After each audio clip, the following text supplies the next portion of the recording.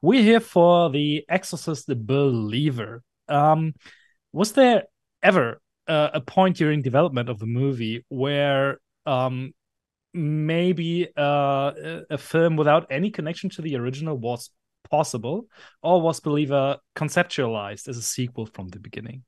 It was always conceived as a sequel. I wanted to make sure that there was enough of a thread connecting us to the original film to invite that fan base, which is significant and building over 50 years around the world. I wanted to make sure we could capitalize on that and make sure that we're communicating and connecting with that audience, which is very significant. At the same time, I wanted to make a movie that you don't need to necessarily have seen the original film to enjoy it. Okay, but how hard is it, or was it for you to find the right balance between living up to that legacy and, um, yeah, not shooing away the new audience?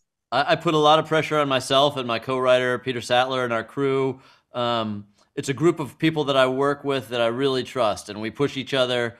And we wanted, we're not trying to remake that movie. We're not trying to recreate what it had to say in the time that it was created. But I think taking some of those conversations, bringing it up to date, having new versions of those conversations as culture has evolved over 50 years, not just in terms of our day-to-day lives, but also in terms of exorcism movies and how many movies have emulated or ripped off or knocked off the original film.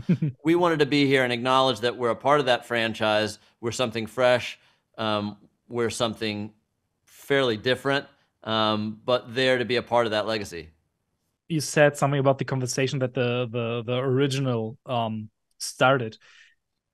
Is that a reason why it's a cult classic for horror fans? The whole social aspect of it, or other way around? What makes the original so haunting till to this day? As you said, it's been 50 years. Yeah, and we've seen so many gimmicks and tricks and fashions within the genre as horror movies have. It just swings, and it's one day it's vampires, the next day it's werewolves, sometimes it's jump scares. What I think is so timeless about what Friedkin did is it doesn't fall into any of those traps. It's not a cheap gimmicky film. It feels authentic. It feels clinical. It feels academic.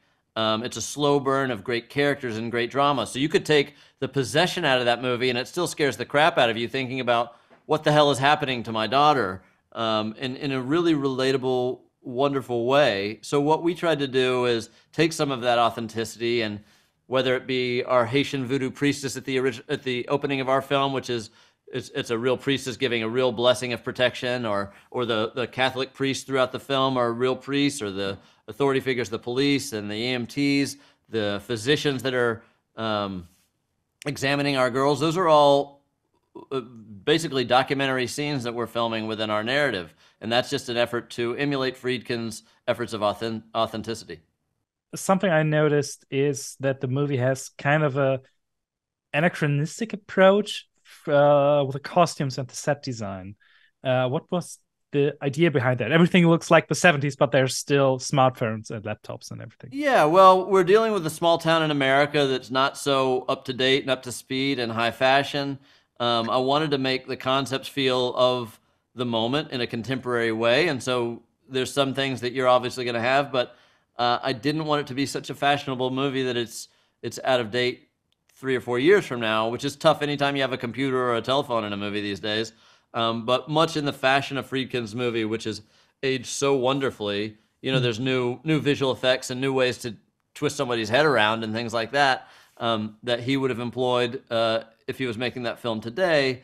But I want a movie that feels anachronistic, as you say, and timeless, so that it can not just transcend time, but also cultures. And I didn't want it to feel like so specifically American that you couldn't relate to it wherever you live. I want to make themes that feel relevant to you around the world.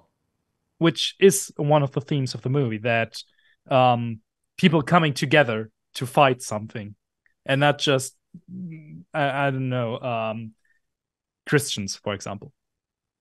Okay. That's right. Bringing a unified objective to philosophies that may be fractured. If you think differently than I do, and we have something we need to achieve, let's use those differences to our strength. Ein Mädchen lebt, ein Mädchen stirbt. Ihr müsst